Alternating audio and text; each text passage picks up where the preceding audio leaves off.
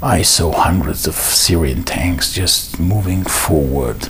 It's, as we know, Gam ki elech begates al mavet lo yirah. Even when I am in valley of death and evil, I'm not afraid because God is with me.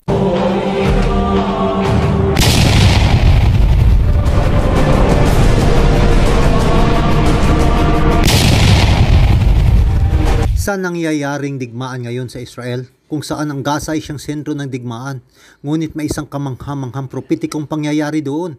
Ang Diyos ay nagpadala ng hukbo ng mga anghel, mga malalakas na mga kulog at kidlat upang iligtas ang kanyang mga tao. Ito ba'y coincidence lamang o isang divine providence? Paano tayo makakasama sa mga army ng Diyos sa huling araw? Ang 144,000. Maligayang pagdating mga mahal na kaibigan dito sa channel ng Vince Traveler's Diary para sa programa ng mga istorya, propesiya at mga katotohanan mula sa Biblia. Kung bago pa lang kayo sa channel na ito, pwede po bang pakilike at pakisubscribe at pakiclick lang po ang mga notification bell para updated kayo sa mga bagong video. Kaibigan, ito ang propetikong babala na dapat ninyong malaman. Ito ang aktwal na video footage sa Gaza kung saan hinampas ang puok ng malakas na bagyo at mga ulog. Nangyari ito 4 na araw ang nakalipas kung saan ang malakas na mga kulog at kidlat. Ilan sa mga gusali na tinamaan ay makikitang umaapoy. Ayon sa weather broadcast, dumating ang mga malalakas na kulog at kidlat at sabay ng pagbuhos ng malalakas na ulan papunta sa kanilang direksyon sa Gaza. Ayon sa Reuters.com, ang pangyayaring ito ay nagdulot ng malaking problema at pangamba sa mga Palestino. Ang Israel ay nangangailangan ng himala at ang Diyos ay nagpadala. Ang malakas na ulan at pagbaha nito ay nagkataon lamang o divine providence.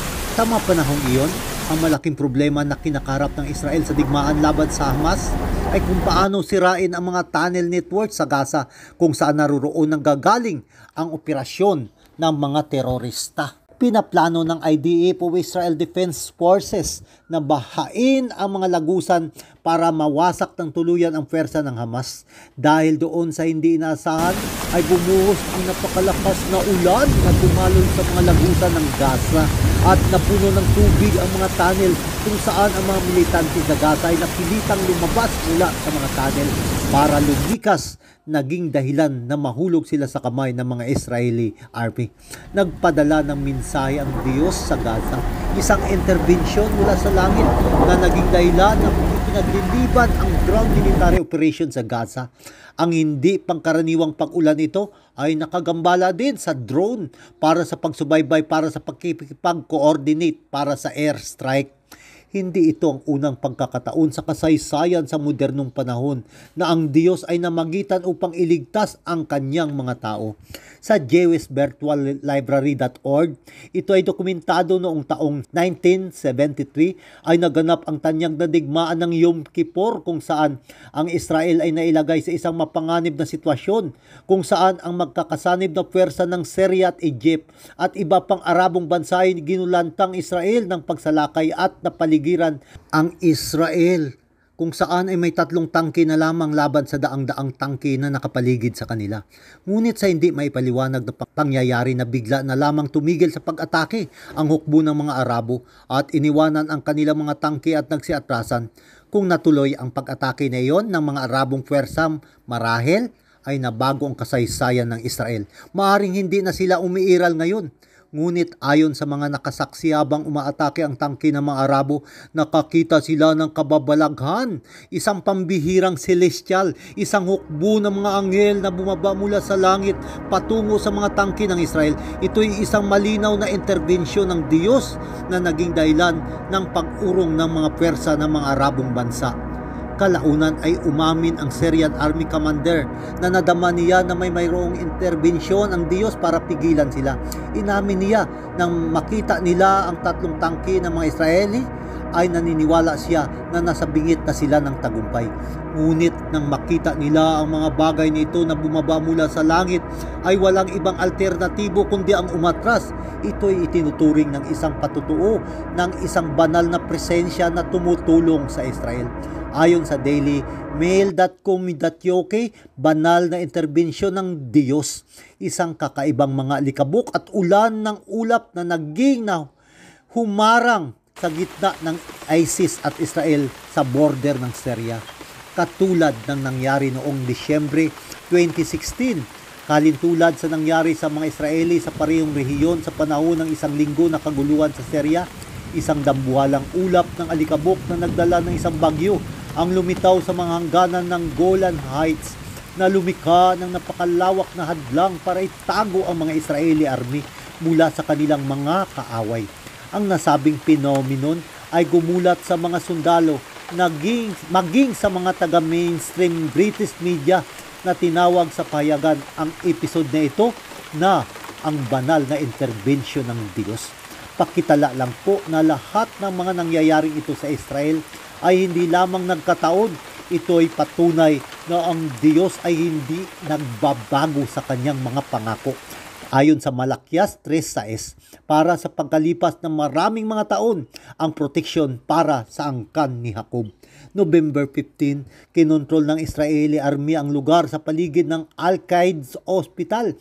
Nagalit ang buong mundo sa Israel sapagkat tinatrato nila na ang isang ospital bilang military target.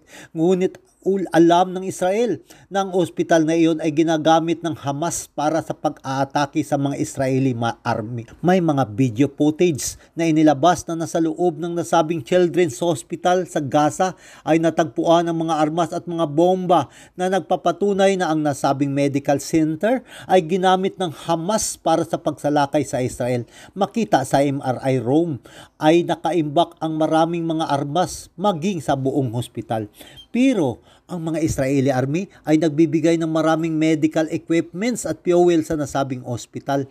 Halimbawa, makikita mo sa larawan kung saan nagpapakita ng isang babaeng Israeli na nag-iimpake ng incubator na ipapadala sa nasabing ospital. Kaibigan, sa gitna ng mga crisis na nararanasan natin sa ating mga buhay, ngayon, ipinapakita lang ng Diyos na siya ang may kontrol. Kaya huwag nating hayaan ang ating pagkatakot ay mas malaki pa kaysa sa ating mga pananampalataya. Bilang hukbo ng Diyos ay dapat nasasakop tayo ng dugo ni Jesus na misyon na dala pareho ang ebanghelyo at pag-uugali ni Jesus. Ang 144,000 ay ang militanteng iglesia ng Diyos sa mga huling araw. Ang great multitude ay ang matagumpay na iglesia ng Diyos sa mga huling araw. 12 times 12 times 1,000, ito'y nagpapaalala sa atin ng 12 tribo ng Israel at 12 apostol na Jesus.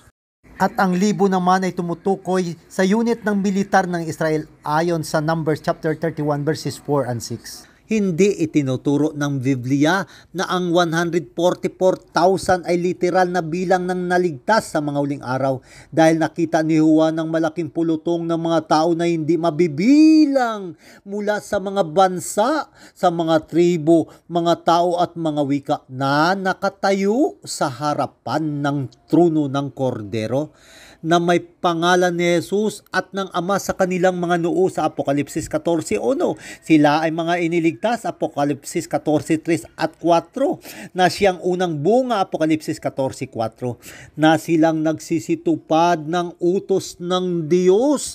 Ang katibayan ng mga naligtas ay ang pagtupad sa 10 utos ng Diyos na naghatid sa iyo sa isang karanasan ng pagsunod sa pamamagitan ng pag-ibig.